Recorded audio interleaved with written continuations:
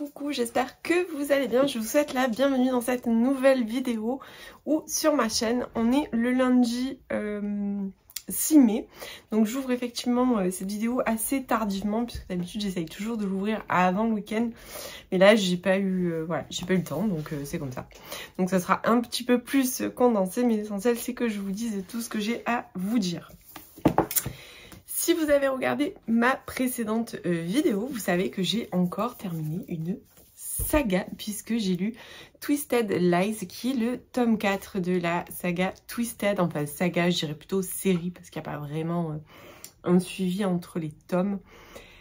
Donc c'est une saga qui se compose de 4 tomes. Alors ça va être dur, ils sont de plus en plus gros au fur et à mesure. Je ne sais pas si vous allez voir là, quand je vous les montre comme ça, que je vous montre la tranche. Mais du 1, 2, 3, au fur et à mesure, ils sont de plus en plus gros. Et le dernier est un véritable pavé, puisque je crois qu'il fait 640 pages. Donc, la saga Twisted, c'est une romance, c'est une new romance qui est publiée aux éditions Hugo, écrite par Anna Huon, qui a été traduite récemment, puisque elle n'avait pas été traduite jusqu'à maintenant.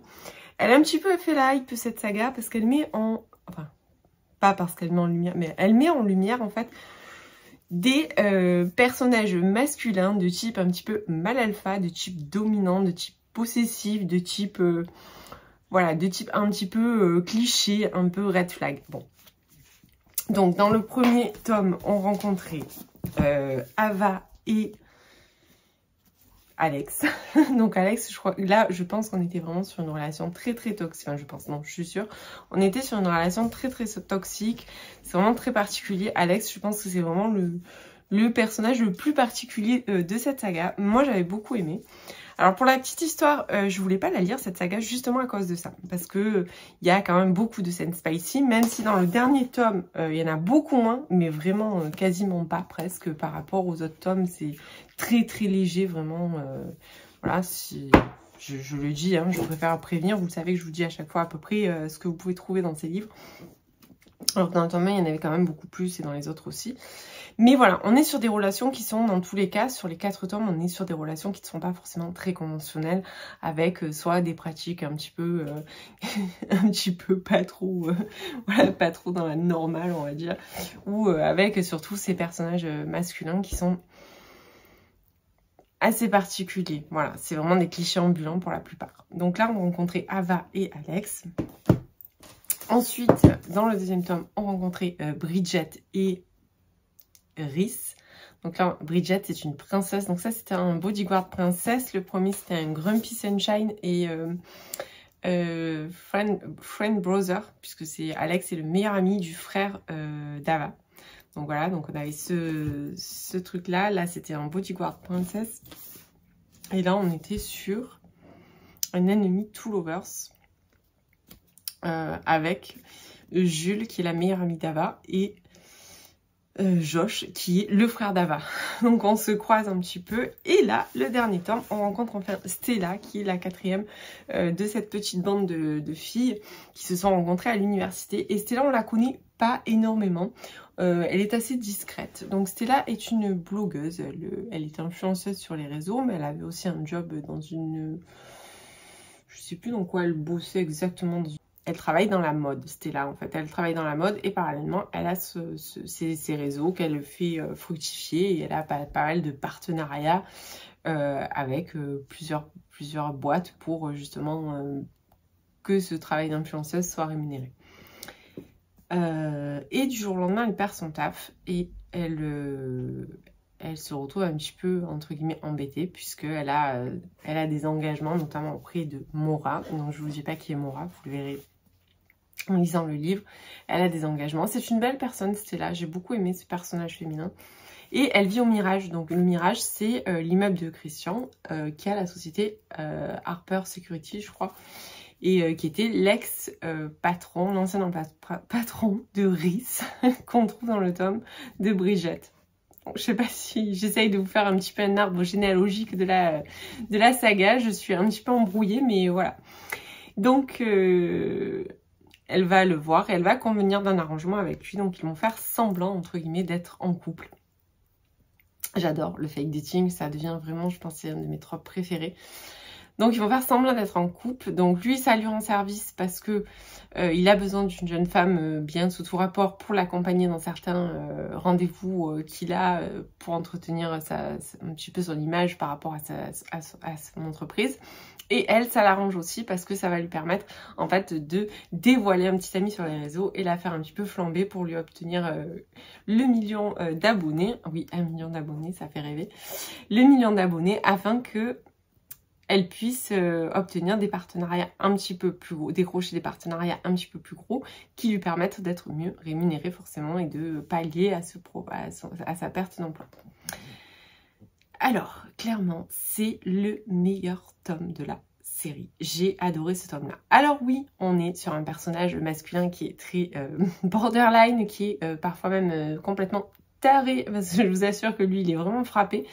Mais j'ai adoré ce personnage. Christian nous fait légèrement penser à un certain Monsieur Grey, même si on n'est pas du tout dans le côté SM, hein, je vous arrête tout de suite, mais dans ce côté très maniaque du contrôle, dans ce côté très protecteur, très possessif. Et ça, voilà, je sais pas, j'ai beaucoup aimé ce personnage. Oui, vous avez encore le droit de vous interroger sur ma santé mentale, mais bon, ça ne... je pense qu'on a fait le tour du sujet, on a fait le tour de la question. Moi, pour ma part, j'ai vraiment adoré. Donc, on va rentrer dans ce... Ils vont jouer ce petit jeu. Mais dès le début, on sent des tensions qui sont énormes. C'est une saga qui... C'est vraiment un tome... Alors, on est sur un slow burn. Je mélange un peu tout, hein, mais c'est pas grave, vous allez me comprendre quand même. Donc, on est sur un slow burn, mais on va sentir des tensions. Il y a une telle électricité, il y a une telle attirance qu'on ressent entre ces deux personnages.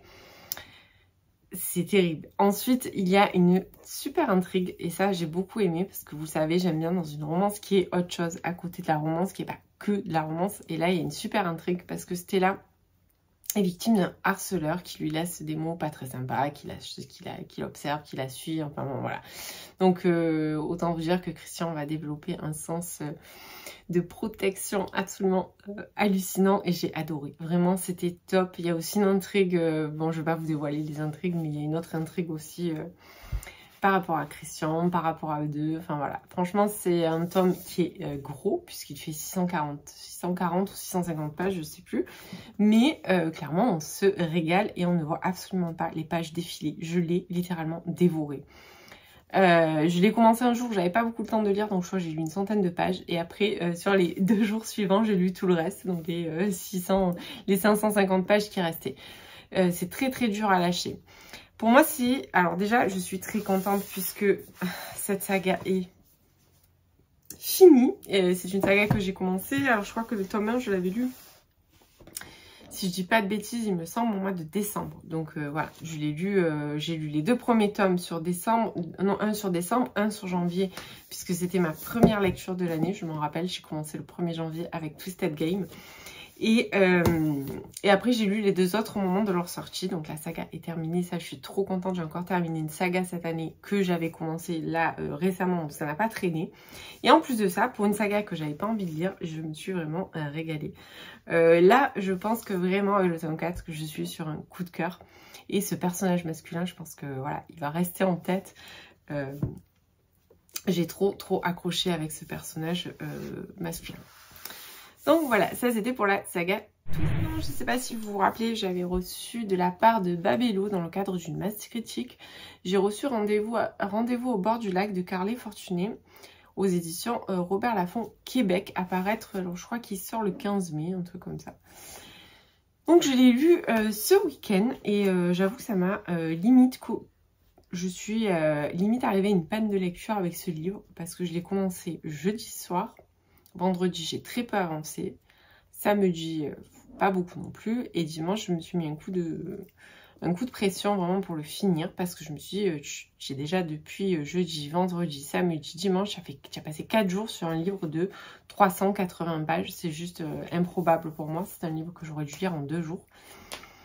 Clairement, c'est un rendez-vous manqué. Hein. On va pas y aller par 4 chemins. Je me suis ennuyée, mais ennuyée ferme. Là, vraiment, je me suis ennuyée, voilà. Alors, j'avais lu son premier roman l'année dernière qui est...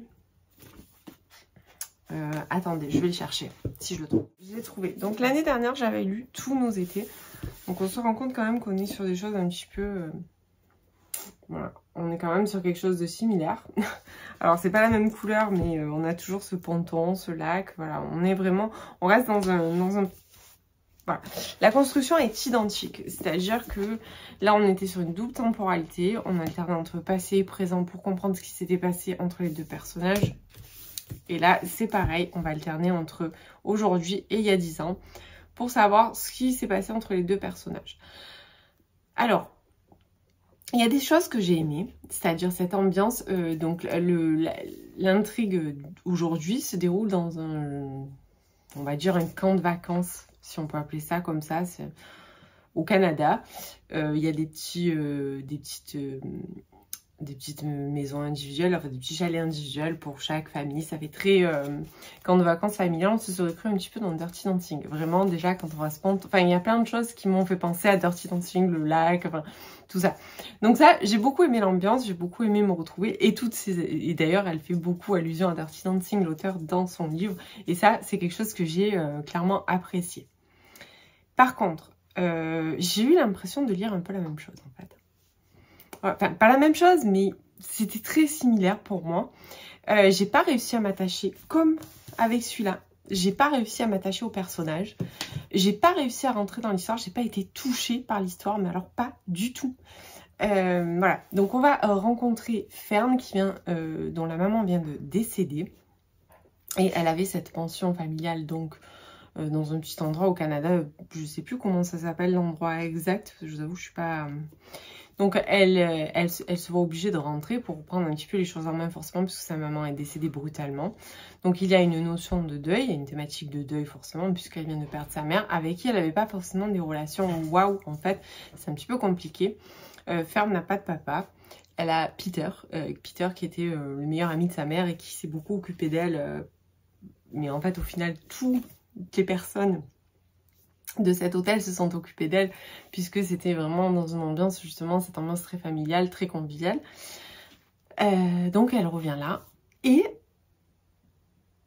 elle va s'apercevoir qu'il y a Will qui débarque du jour au lendemain et Will c'est un garçon qu'elle a rencontré il y a 10 ans.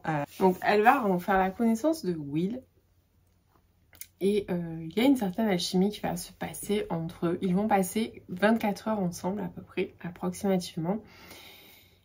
Et il va se passer beaucoup de choses dans ces 24 heures qu'on va justement lire au fur et à mesure des chapitres, c'est-à-dire on alterne avec un chapitre maintenant, un chapitre il y a 10 ans, et aussi des extraits de journal qui sont le journal de sa mère.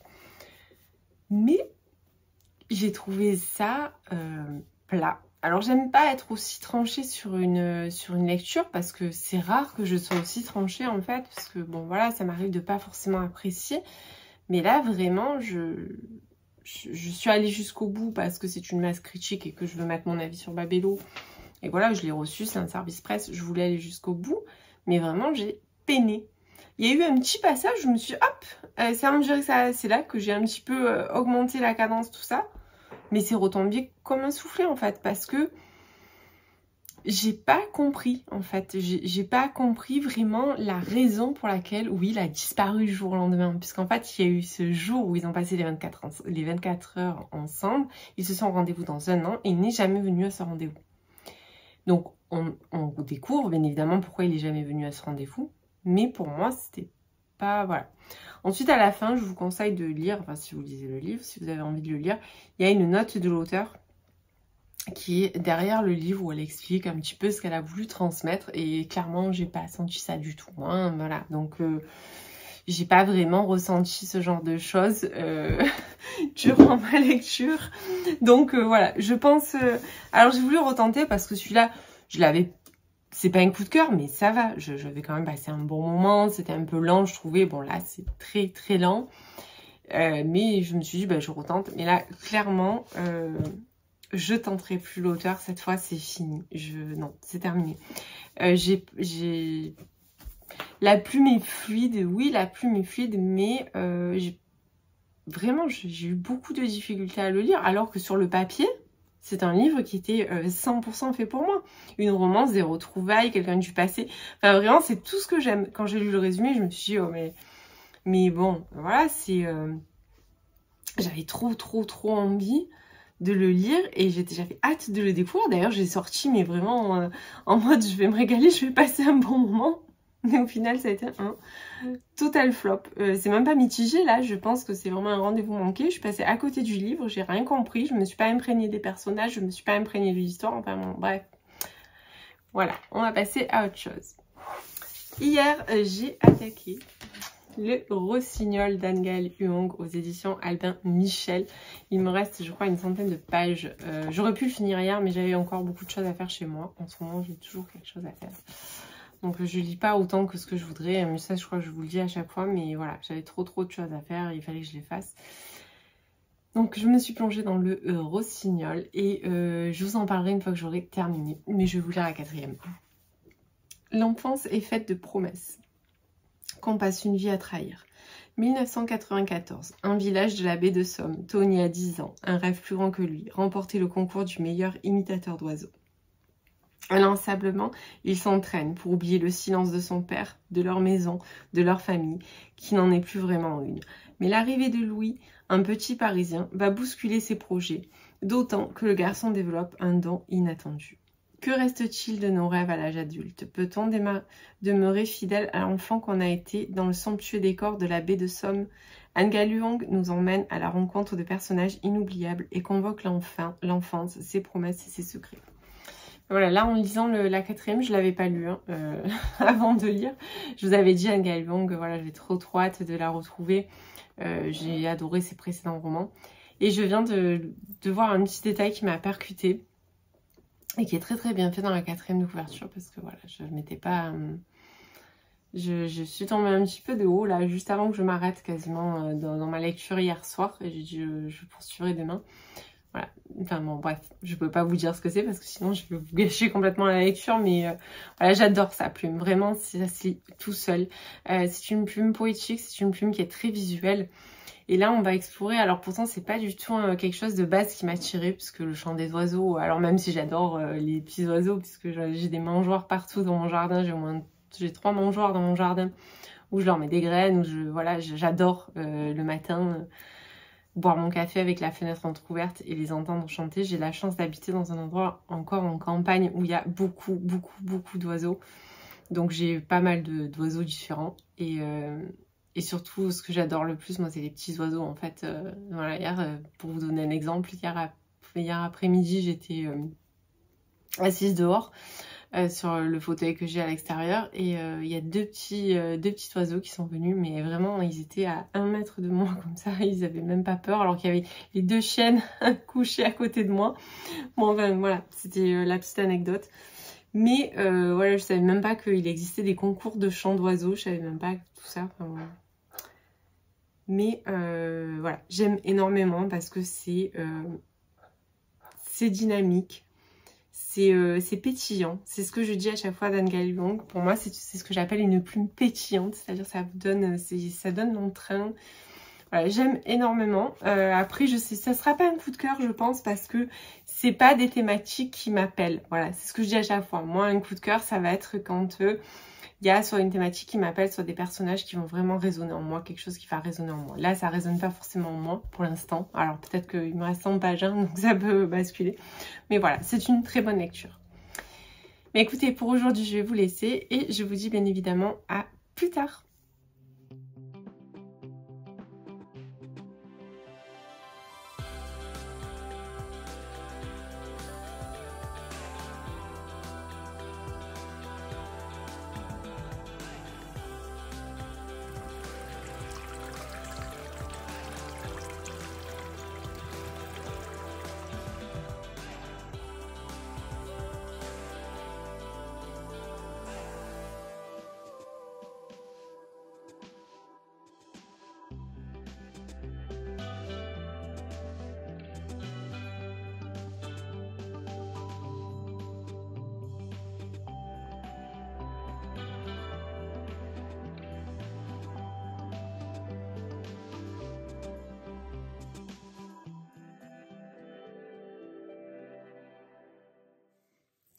Et coucou, j'espère que vous allez bien, je vous reprends, on est mardi 7 mai. Donc je vous reprends parce que hier soir j'ai terminé Le Rossignol d'Anne-Gaëlle Huang aux éditions Albin Michel, donc qui est sorti le 2 mai. Donc c'est un roman que j'attendais avec beaucoup d'impatience, sachant que le dernier roman publié d'Anne-Gaëlle Huang c'était en 2021, donc ça fait 3 ans, il n'y avait pas eu de roman et c'est vrai que j'étais assez impatiente de retrouver sa plume, ayant lu tous ses livres. J'aime beaucoup sa plume, alors je suis pas forcément à chaque fois complètement embarquée par ses histoires, mais il y a un petit truc qui me tient toujours dans ma lecture. Il y a cette plume lumineuse et ces livres qui lui ressemblent au final, puisque c'est toujours des livres très lumineux, très bienveillants. Je trouve qu'elle arrive vraiment à retranscrire une part de ce qu'elle nous transmet, ne serait-ce que sur les réseaux. Je trouve qu'elle transmet ça dans ses livres. La plume est très visuelle et très cinématographique. Dans celui-là, je crois encore peut-être plus que les autres. On s'y croit en fait dans cette baie de Somme avec Tony, avec Louis, avec tous ces oiseaux migrateurs, avec tous ces oiseaux tout court. Voilà, bon, je vous ai dit, je crois, je vous avais lu la 4e de couverture, donc en fait on va rencontrer le petit Tony qui est un enfant en plonge dans les années 90 et ça c'est juste magnifique puisque moi dans les années 90 j'étais fin de l'enfance, début de l'adolescence on va dire. Et il y a plein de petites références, de petits clichés de ces années-là qui m'ont fait sourire et qui me plaisent beaucoup. Donc là, on va aller dans la baie de Somme. Je ne connais pas du tout, je ne sais pas où c'est, je vous avoue franchement. On va rencontrer le petit Tony qui rêve de devenir oh là là, je perds trop mes mots, de remporter le concours du meilleur imitateur d'oiseaux. Je ne savais même pas que ça existait, je suis franche avec vous. Ouais, je savais pas que ça existait et je me suis pris vraiment au jeu de tout ça, de tous ces gens qui imitent les oiseaux. Je trouve que Anne-Gaëlle a fait un travail de recherche absolument impressionnant pour écrire ce livre, puisqu'elle nous parle de ça comme si c'était sa propre passion au final, et je trouve ça juste dingue en fait. Je suis toujours émerveillée par ce genre de choses dans les livres, quand on prend des auteurs qui vont aborder un truc particulier, et j'ai un peu ce souvenir là quand elle nous parlait des espadrilles dans Les Demoiselles. Enfin voilà, c'est de cuisine dans ce que les étoiles doivent à la nuit. J'aime beaucoup ce truc qu'elle a justement quand elle tape dans un sujet, elle s'implique à fond. Et ça passe super bien. Donc on va rencontrer ce petit Tony qui rêve de faire ce concours jusqu'au moment où débarque Louis, un petit Parisien qui arrive. Et de cette rencontre va naître une amitié qui va être pleine de turbulences bien sûr, mais une amitié vraie, une amitié un petit peu de celle qu'on aimerait avoir, de celle qu'on aimerait connaître, surtout à l'âge d'enfant. À l'âge où on est enfant en fait, et que ça dure dans le temps. Bon là il va y avoir quand même de sacrées tourmentes dans leur amitié, mais je vous en dirai pas plus sur l'histoire. De toute façon je ne vais pas vous dire grand chose, si ce n'est que j'ai lu les 3/4 de ce livre sur mon fauteuil, dans mon jardin, avec le chant des oiseaux, et que c'était juste magique parce que ça a rendu la lecture encore plus immersive. Déjà que comme je vous dis, Anne-Gaëlle a une plume visuelle, a une plume immersive, a une plume pétillante, et ce livre dégage une lumière impressionnante. Comme je vous disais, c'est pas un coup de cœur, c'est ce que je vous disais hier, ça n'a pas été un coup de cœur parce que c'est pas forcément un créneau qui m'embarque, qui me touche vraiment, on va dire, voilà. Pas que j'aime, pas que j'ai pas aimé du tout, parce que j'ai adoré cette lecture, j'ai passé un super bon moment, mais voilà, c'est pas un coup de cœur, comme par exemple avait pu l'être d'Anne-Gaëlle Huang, Même les méchants rêvent d'amour. J'ai adoré ce livre, je l'avais mais adoré, à un point où je pense que je le relirai. J'ai également adoré Ce que les étoiles doivent à la nuit, que j'avais trouvé juste au top. En tous les cas, j'étais ravie de retrouver l'auteur. Je sais que maintenant, il va falloir attendre un petit bout de temps pour la retrouver. Bon, j'ai savouré puisque j'aurais pu le lire d'une traite dimanche et que finalement, j'ai quand même étalé sur 2 jours. Mais après, ça se lit super vite et puis c'est très très fluide. Les chapitres sont courts, puis on a envie de connaître la suite, on a envie de savoir où l'auteur va nous mener. Et voilà. Donc c'était un très très bon moment. Donc comme je vous disais, la thématique principale ici, ça va être l'amitié, ça va être un petit peu ses rêves d'enfant, ses rêves que l'on fait quand on est petit et avant d'être propulsé dans la vraie vie, dans le monde des adultes, même si le petit Tony a pas forcément eu une enfance très très joyeuse, mais voilà, je vous en dis pas plus. Juste allez-y, découvrez l'auteur. Si vous n'avez pas envie de prendre, si vous avez jamais lu Anne Gaëlle Young, vraiment je vous recommande de lire tous ces romans. En fait, ils sont tous disponibles en poche. Moi je les adore tellement que je pourrais tous les relire. En plus c'est vraiment très très court, ça se lit super bien et il y a une telle lumière, une telle bienveillance et on se sent bien on se sent bien dans ces livres, on se sent bien dans ces histoires parce qu'elles s'impliquent dans ces histoires en fait. C'est pas écrit comme ça avec 2-3 recherches sur internet, on le sent, on le ressent, on sait qu'à la fin elle est allée voir des ornithologues pour presque apprendre à elle-même chanter comme les oiseaux. Voilà, c'est ça que j'aime beaucoup et c'était pareil avec les demoiselles, avec ce que les étoiles doivent à la nuit. Et c'est ça que j'apprécie énormément en fait dans ces romans. Je lis de moins en moins de romans entre guillemets feel good, tranche de vie, contemporain, littérature comme ça.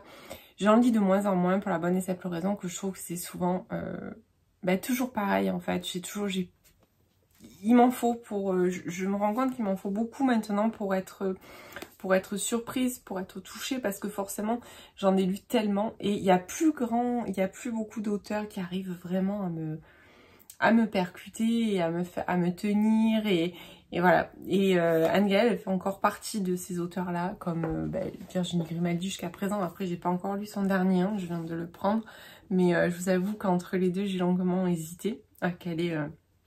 Je voulais en caler un des deux, mais j'ai calé Anne Gaëlle pour la bonne et simple raison que ça faisait 3 ans qu'il n'y avait pas eu de roman d'Anne Gaëlle Young, donc je me suis dit c'est l'occasion que jamais. Mais voilà, ça fait encore partie des auteurs qui arrivent à me surprendre. Il faudrait que j'en teste d'autres. J'avais lu l'année dernière Sophie Astrabi que j'avais bien aimé.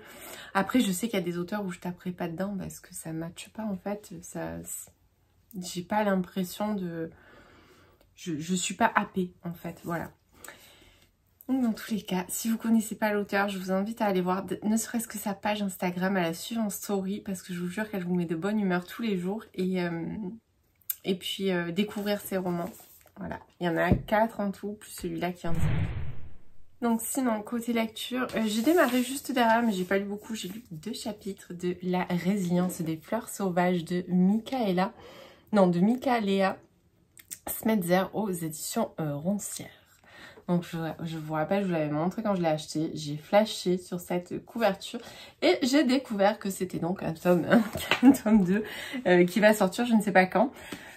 Donc j'espère dans pas trop longtemps.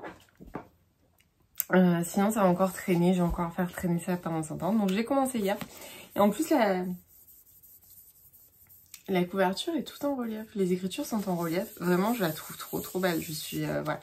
Donc j'ai commencé hier soir, j'ai pas grand chose à vous dire. Pour l'instant je viens tout juste de faire la connaissance de Salem. Qui sera donc... c'est Salem qu'elle s'appelle, oui. Salem qui est notre héroïne et de son voisin Théière Holmes qui vient tout juste d'aménager. Donc voilà. Pour l'instant, j'en sais pas plus. Je vous dis, j'ai lu vraiment 2 chapitres. Ça fait de rien du tout. Même pas 30 pages. Donc voilà, j'espère m'y remettre bien ce soir. Et voilà, lire le finir avant la fin de ce vlog, ça serait super génial. Voilà. Donc, en tout cas, pour l'instant, ça se lit les 2 chapitres que j'ai lus se lisent très bien, c'est assez fluide. Je vous en dirai plus, bien évidemment, quand j'aurai un petit peu avancé dans ma lecture. Sinon, j'avais rien d'autre à vous dire. Je n'ai pas fait de réception. J'ai fait des achats la semaine dernière, mais voilà, je vous ai pas montré. Je ne sais pas pourquoi, mais voilà, je fais quelques petits achats. Et je vous montrerai ça la prochaine fois que je vous prends, parce que j'ai acheté des versions collector, bien évidemment, hein, parce que voilà. Donc je vous montrerai ça la prochaine fois que je vous prends. Pour l'heure, je vous laisse et je vous dis bien évidemment à plus tard. Et coucou, j'espère que vous allez bien. Je vous reprends, on est le jeudi 9 mai, donc je vous reprends rapidement pour vous parler de ma dernière lecture, mais aussi pour clôturer ce vlog. Je suis un petit peu à la bourre, comme d'habitude. En tout cas, j'espère que vous allez bien. Donc c'est la semaine des jours fériés, puisque c'est aussi férié aujourd'hui, et que moi en plus je fais le pont, donc je ne travaille pas jusqu'à lundi. Donc c'est trop bien, j'espère que vous profitez bien. Nous on a du beau temps, et pour une fois c'est chouette. Ça faisait un petit moment qu'on était dans la grisaille, dans le vent, enfin bon bref, voilà. Donc hier soir j'ai terminé La résilience des fleurs sauvages de Michalea Smeltzer aux éditions Roncière. Donc je l'ai démarré vite fait, je crois lundi. Mardi j'ai quasiment pas eu le temps de lire, et hier je l'ai dévoré. Je ne pouvais pas aller me coucher sans connaître la fin. Autant vous dire que ce livre m'a brisé le cœur, vraiment la fin est très triste. Voilà, n'ayons pas peur des mots, c'est vraiment très dur, très triste. Il y a des thématiques très dures dans ce livre. Je ne m'attendais pas à ce que les thématiques soient aussi difficiles. Si je vous tente après mon retour, ou que vous l'avez vu passer, que vous avez envie de savoir quelles sont les thématiques, je ne les dévoilerai pas ici pour pas gâcher.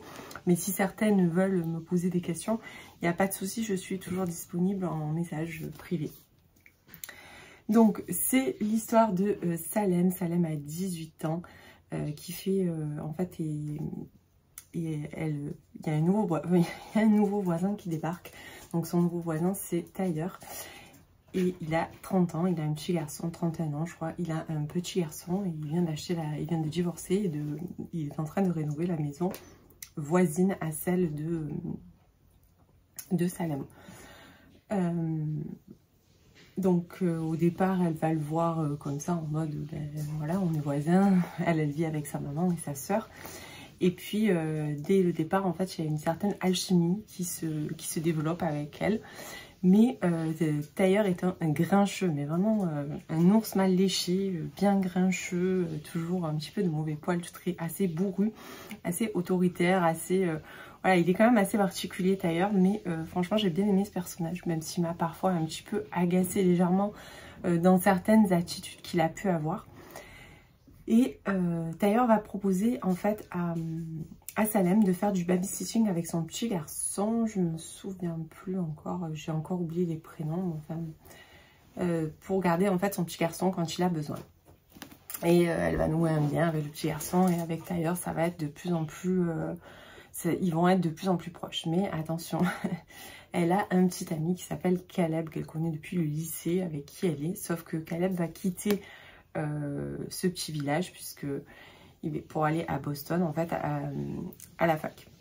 Donc voilà, je vous mets un petit peu le contexte. Donc au niveau des tropes, on est sur un trope différence d'âge, on est sur un trope Grumpy Sunshine, et on est sur un trope également small town, puisque on est dans une petite ville vraiment toute petite où tout le monde se connaît, où voilà, c'est assez convivial, assez familial. J'ai beaucoup aimé ce côté-là. J'ai beaucoup aimé l'histoire entre Caleb et n'importe quoi, entre Tyler et Salem. Alors c'est vrai qu'il y a une différence d'âge, mais moi ça me choque pas forcément plus que ça non plus, parce que voilà, c'était très bien amené, il n'y a pas d'abus ni d'un côté ni de l'autre. J'étais très touchée par Salem, par tout ce qu'elle a pu vivre, puisque Salem, on se rend compte qu'elle a vraiment pas, la vie n'est vraiment pas sympa avec elle, et ce depuis toujours quoi. Elle accumule un petit peu quand même les choses pas très cool. La romance prend son temps, on n'est pas sur un truc rapide, on est sur un slow burn mais bien amené, avec pas mal de tension. On sent qu'il y a un petit rapport assez... on sent qu'il y a de la gêne en fait, et c'est ça que j'ai bien aimé justement, c'est que cette différence d'âge elle est bien amenée, puisque il va pas lui sauter dessus ou elle va pas lui sauter dessus. Il y a quand même justement cette barrière qui fait qu'ils y vont tout doucement, et surtout Tyler qui est quelqu'un de très... je trouvais que c'était quelqu'un de très respectueux. Enfin, voilà, c'est très bien, franchement c'est très bien amené. Après je ne peux pas vous en dire plus parce que je risque de vous gâcher un petit peu l'intrigue. Tout ce que je peux vous dire c'est que les 100 dernières pages sont très dures. Il se passe vraiment des choses très compliquées, très dramatiques, et la fin m'a laissé juste sans voix. Je veux le tome 2 puisque j'ai découvert en commençant le livre que c'était un tome 1. Dans ma tête au départ j'avais pas capté, je pensais que c'était un one shot, puisque comme je vous l'avais dit je crois, j'ai craqué sur la couve, et j'ai eu envie de le prendre parce que je trouvais la couve trop belle. Mais au final je me suis aperçue que c'était un tome 1, et j'ai un petit peu cherché hier soir après ma lecture, parce que quand j'ai refermé le livre j'ai fait mais non c'est pas possible, je peux pas rester comme ça. Et en fait il y a 3 tomes, c'est une trilogie. Donc je crois qu'il y a un tome 2 et un tome 2.5. Donc voilà, j'espère qu'ils vont être rapidement traduits. C'est là que je regrette fortement de ne pas pouvoir lire en VO. Parce que je pense que si j'avais eu la suite, j'aurais littéralement enchaîné. La plume, j'ai bien aimé. Il y a des petits trucs en traduction, je pense, qui sont un petit peu... mais voilà, je pense que ça vient de la traduction, pas de la plume, ça se lit super bien. Je l'ai lu très vite au final, puisque hier j'ai lu plus de 300 pages. J'ai lu plus de 300 pages dans la journée. Donc voilà, s'il vous tente, allez-y. Moi franchement, je suis pas loin du coup de cœur, mais voilà, comme c'est une trilogie, j'attends bien évidemment comme à chaque fois quand je lis des sagas ou des séries, de voir un petit peu la suite pour savoir vraiment ce que je vais en penser de manière générale. Donc encore une fois, faites attention, les thématiques sont difficiles, donc si vous voulez en discuter avec moi, il n'y a pas de souci, je serai toujours disponible pour ça. Donc ça, c'était pour ma dernière lecture. Après, je vous avais dit en fin de vlog que je vous montrerai mes petits achats. Donc je me suis pris The Sheet,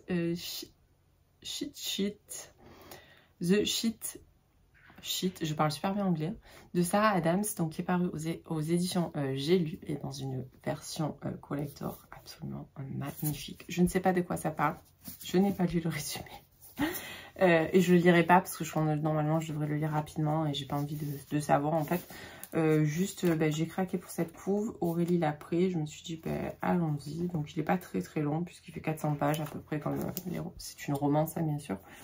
Et voilà, donc c'est pour vous le montrer parce que je le trouve vraiment trop beau.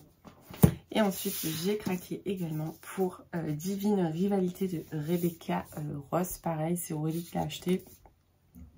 Je l'ai vu passer pas mal sur les réseaux avec beaucoup de coups de cœur, vraiment de très bons retours. Donc je me suis dit, voilà. Et puis cette version, encore une fois, je crois que là j'ai commencé à goûter à toutes ces versions un petit peu collector et que ça me plaît beaucoup de les avoir dans ma bibliothèque. Il est vraiment très beau celui-là. Le jaspage est magnifique, voilà, tout est top. Donc là apparemment on est sur un roman un petit peu fantasy je crois. Donc c'est édité chez De Saxus. Alors j'ai très peu de livres de chez De Saxus, je suis jamais trop attirée, mais bon, celui-là fait beaucoup de hype et voilà, Aurélie l'a pris, on s'est dit qu'on allait le lire ensemble. Donc voilà, je vous en reparle bien sûr très vite puisqu'on doit le lire normalement sur le mois de mai. Sinon côté lecture, j'ai commencé un Cozy Mystery, j'ai commencé le tome 3 des enquêtes du club des amateurs de romans policiers. Donc voilà, mais j'ai lu 40 pages, hein, donc c'est pas ouf. Et je vous en parlerai bien évidemment dans mon prochain vlog. Pour l'heure, je vais clôturer ce vlog. J'espère qu'il vous aura plu, que vous aurez eu quelques idées de lecture à rajouter à votre pile ou à votre wishlist. Encore une fois, n'hésitez pas à partager, à commenter, à liker cette vidéo si elle vous a plu. C'est très important pour moi, vous le savez. Et aujourd'hui, mettez-moi un petit soleil puisqu'il fait super beau. Donc je suis contente. Vous mettez un petit soleil si vous êtes arrivé à la fin de cette vidéo. Comme ça, je vois les gens qui ont regardé jusqu'au bout et si ça leur a plu. Et sur ce, évidemment, je vous laisse et je vous dis à la semaine prochaine.